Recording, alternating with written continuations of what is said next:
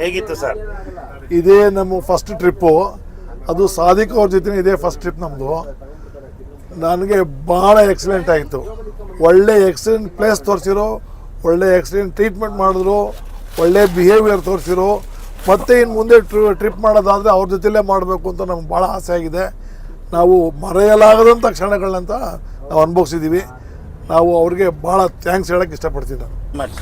Sir, ನಿಮ್ಮ ಅನುಭವ ಹೇಗಿತ್ತು ಸರ್? ಸರ್, ಈ ಟ್ರಿಪ್ ಮಾಡ್ತಾ ಇರೋದು ಇದೇ ಫಸ್ಟ್. ನಾವು ಸಾಧಿಕರ ಜೊತೆ ಬಂದಿರೋದು ಒಂದು ಅದ್ಭುತವಾದ ಅನುಭವ ಅಂತ ಹೇಳ್ಬೋದು. ಮುಖ್ಯವಾಗಿ ಬೇರೆ ನಾವು ಟ್ರಿಪ್ ಮಾಡಿ ಹೊರಗಡೆ ಬೇರೆ ಎಲ್ಲ ಹೋಗಿದ್ವಿ.